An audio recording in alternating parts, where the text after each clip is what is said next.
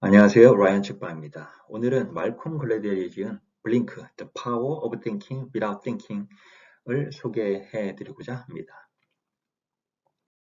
생각에 관한 생각이 데니얼 카너만 혹은 너치의 리차드 테일러에 의하면 우리 사고는 무의식적으로 작동하는 자동 시스템과 숙고를 해야만 하는 숙고 시스템으로 나눠져 있다고 했습니다. 우리는 사물을 이해할 때 주로 자동 시스템, 즉 시스템 2를 활용을 합니다. 그렇기 때문에 자주 오판을 하게 되죠.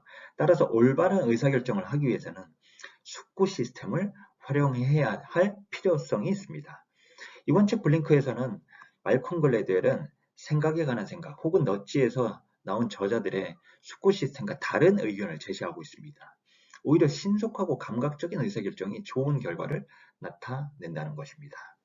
좀 더 세부적으로 저자가 독자들에게 전달하고자 하는 내용을 세 가지로 정리할 수 있습니다.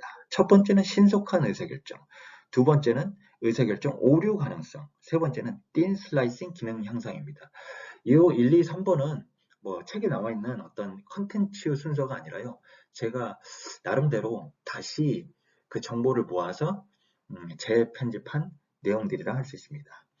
자, 첫 번째는 신속한 의사결정이 좋은 결과를 보인다는 것입니다. 캘리포니아의 폴게티 박물관에서는 고대 그리스 조각상을 구매하기로 결정을 했습니다. 과학적으로 고증한 결과 고대 유물이 확실하다고 생각했기 때문이죠. 그런데 이러한 유품이 전문가들에게 검증될 때 다수가 공통적으로 아주 짧은 순간에 진품이 아님을 느끼게 되었습니다. 관련 서류 등을 확인한 결과 유물은 결국 모조품인 것으로 확인되었지요. 여기서 저자는 이렇게 단번에 알아볼 수 있도록 하는 능력을 얇게 조각내기, 즉 thin slicing이라고 표현했습니다. 존 가트만은 워싱턴 대학에서 심리학을 연구하고 계시는 교수님이었습니다. 사실 그의 예전 전공은 mathematics, 이제 수학이었죠. 그렇기 때문에 연구 내용 자체가 굉장히 수학적입니다. 그래서 그와 그의 연구진은 이 부부간들 간의 대화 내용과 이혼의 상관성을 연구하고 있었습니다. 그는 대화에서 나타나는 내용을 코드화하기 시작했죠. 무려 3,000성을 기준으로 데이터를 축적을 하였습니다. 그렇게 했더니 1시간 정도 관찰한 내용을 코딩화해서 표현을 하기 시작했습니다. 예를 들어서 이런 거죠. 경멸적인 부분을 나타내면 1번, 화는 2번, 방어적인 태도 7번, 투덜대는 것 10번, 뭐 이런 식으로요. 그러니까 1시간 정도 대화를 하면은 그 내용이 어떤 디스크립션으로 남는 게 아니라 코드로 남습니다. 1, 3, 7, 11, 13, 뭐 이런 식으로요. 그래서 이 숫자를 분석을 하면, 이 코드를 분석하면 이혼율을 95%까지 예측 가능하다고 합니다. 시간이 오래 걸린다고요? 그러면 15분만 대화 내용을 기록을 해볼까요? 그렇게 해도 90%까지 예측 가능하게 됩니다. 틴 슬라이싱에 의해 나타나는 또 다른 사례라고 할 수 있습니다. 두 번째는 신속한 의사결정에도 오류가 나타날 수 있다는 점을 지적합니다. 오른쪽에 보시는 사진은 이제 하딩입니다. 1차 대전 이후 미국의 대통령이 되셨고요. 잘생긴 외모 덕분에 이제 선택되었죠. 사람들은 그의 외모를 믿고 있었습니다.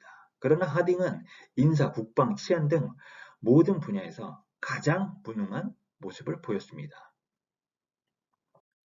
디알로는 기니에서 온 22세 청년입니다.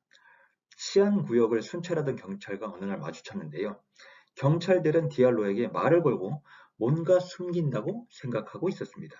그리고 뻔뻔한 느낌을 받았다고. 그래서는 이제 브레이즈네라고 표현하고 있습니다. 사실 디알로는 오히려 두려웠을 겁니다. 건장한 백인 남성 경찰 4명이 총으로 무장을 하고 22세 평범한 청년을 범죄인인 것처럼 몰아붙였기 때문이죠. 디알로는 긴장을 하고 있었고 주머니 근처로 손을 갖고 갔습니다. 순간 경찰들은 디알로가 총을 뽑는 것으로 오해를 하고 총을 쏘기 시작했죠. 순식간 무고한 시민은 범죄인으로 나그네를 지키고 처형당했던 것입니다. 펩시콜라는 코카콜라를 이기기 위해 대규모 마케팅 프로모션을 시행을 했습니다. 소비자들에게 펩시와 코카콜라 제품으로 블라인드 테스트를 실시했는데요. 굉장히 유명하죠. 초반 단맛이 강했던 펩시는 57대 43%, 10% 이상이죠. 이러한 성적의 선호도로 코카콜라를 넘어섰습니다. 어디가 문제가 됐을까요? 코카콜라 경영진은 난리가 났겠죠.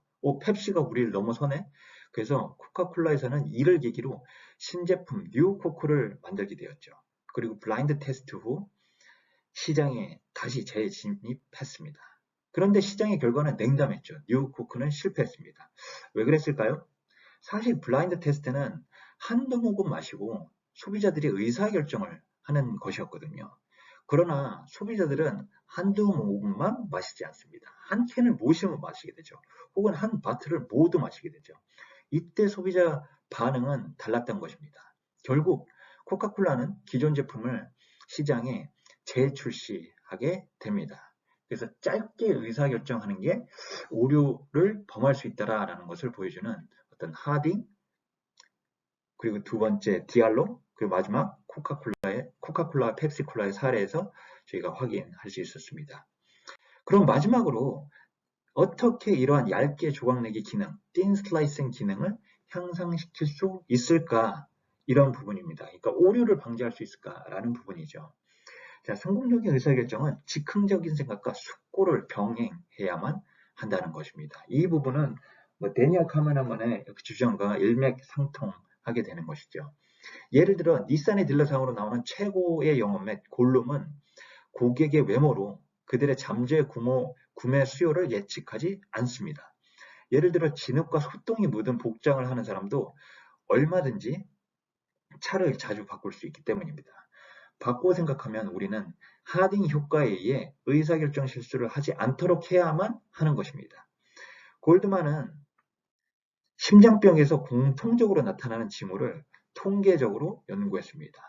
참고로 그는 원래 입자 물리학을 연구하던 사람이었습니다. 그는 심장병을 나타내는 환자의 특징을 정리하고 도식화했습니다. 이런 체계를 시카고 쿡 카운티 병원의 레일리가 도입하게 되었습니다. 저 왼쪽 아래에 보시는 사진이 시카고 쿡 카운티 병원입니다. 일개 작은 병원이 아니라요. 어떤 우리나라로 치면 도립병원, 그러니까 굉장히 큰 병원이죠. 근데 이러한 쿡 카운티 병원은 상대적으로 가난한 사람들이 오던 곳이었습니다. 그렇기 때문에 이제 신속한 의사결정이 무엇보다도 중요했을 것입니다. 이러한 골드만의 알고리즘은 쿡 카운티 응급실 벽에 결국 붙게 되었습니다. 자, 찾아보니까 오른쪽과 같이 이런 순수도 플로우 차트가 있더라고요. 결국 저자도 숙고 시스템도 보완적으로 필요하다는 점을 강조한 것이라는 생각이 들었습니다. 그러니까 신속한 의사결정을 위해서는 이런 데이터베이스가 어떤 축적이 돼 있어서 한눈에 우리가 한 번에 의사결정을 할 수 있도록 도와야 된다. 이렇게 저는 생각을 하고 있었습니다.